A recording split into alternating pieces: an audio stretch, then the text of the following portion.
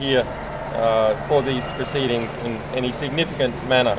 But because of the strong mutuality with what these groups want to achieve and WikiLeaks' values and own situation, I believe that it was important to take the risk to come here. So since the release of all the WikiLeaks cables a few weeks ago, can you explain to us why that happened, the release of unredacted cables? And that story has already been told.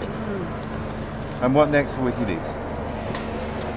WikiLeaks will soon embark on a campaign against Visa, MasterCard, PayPal, Bank of America and Western Union, who have all, these past 326 days, engaged in an extrajudicial financial embargo, which appears to be unlawful under European law. It has done so as a result of political influence from Washington and not as a result of any judicial process.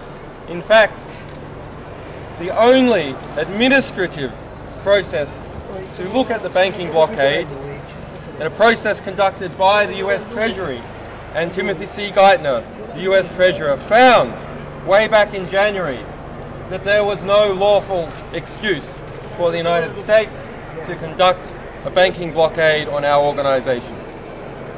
We demand a separation of corporation and state. This is a very basic notion that we are familiar with in terms of religions and states.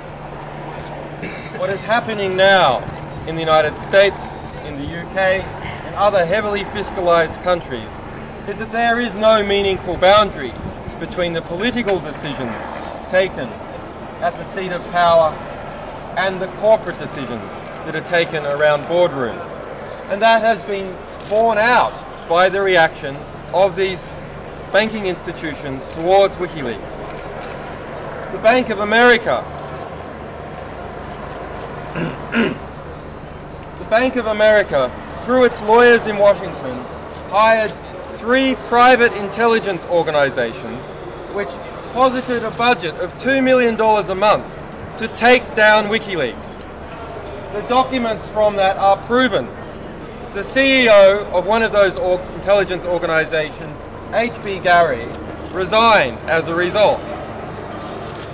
And where is the FBI investigation into private intelligence organizations operating on behalf of titanic banking interests like the Bank of America? Those papers, those policies by H.B. Gary, produced on behalf of the Bank of America, said that they should hack into WikiLeaks, that they should hack journalists who were supportive of WikiLeaks, that they should create division and discord, that they should submit fabricated documents to WikiLeaks in order to destroy its credibility. Where is the FBI investigation into that? There isn't one.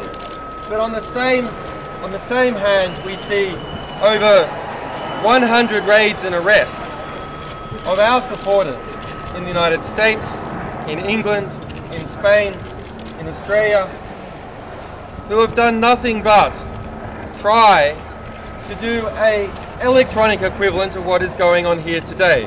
An electronic sit-in of PayPal, Bank of America, Visa, MasterCard, and so on. Those individuals are now facing dozens of years of jail as a result of demonstrating their electronic political dissent. And in a modern world, that cannot be tolerated. We cannot tolerate a world where our interactions have become electronic, and yet there is no effective right to gather. There is no effective right to demand redress in the way that these people here today are doing so in the physical world. So is that a PR campaign you're mounting, or do you have some new whistleblowing documents or something? By November 14, the European Commission is due to make its first ruling as a result of our complaint against Visa and MasterCard. And that will either open up a full investigation and prosecution of the antitrust activities of Visa and MasterCard in relation to WikiLeaks, or the investigation will be dropped. If the investigation is accepted, then that tells us something extremely important about the banks, and it's the first sign of a strong disciplining force in relation to unlawful activities of major banking powers. If, on the other hand, that investigation is dropped by the European Commission, that tells us something important about Europe and its relationship to American banks. That is, it is servile to American banking interests. That Europe, as a nation, as a multi-state entity, has no effective power to support the interests of its own population against multinational corporations acting out of Washington foreign policy. Julian, what do you hope this protest will achieve today? This protest. I hope that this protest, more than anything else, will result in a similar sort of process to what we saw in New York, to what we saw in Cairo, to what we saw in Tunisia. It is not an instantaneous process. Rather, it is the professionalization of activism, the professionalization of demanding response and redress from an elite in society that is no longer reflecting the majority will. And if we look at what happened in Cairo and what happened in New York over the last few months, we have seen that through dedication, courage and professionalism, what seems to be an initially discordant group can come together and make sound political structures and political decisions. And I think we may see that today. It looks hopeful what is going on here. There's a lot of people, there's a good turnout, that people are behaving respectfully to each other, they're thinking about the big issues and not the small issues. And so that gives me great hope for how this demonstration and process will develop over the next month. How do you think the police are behaving? I hear you had a little run-in with them earlier, is that right? The police here are kettling people.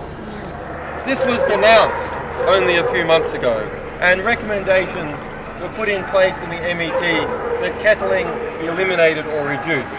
And yet we see it here used against a peaceful political protest. And I have spoken to the police here. They have said to me that this is a peaceful crowd, it's good weather, no troublemakers, and so on. So why is it that kettling is being used? This is not something that is routinely used in Australia or the United States or in Canada. It is a tactic that should only be used in the severest situation. It is fundamentally anti-democratic.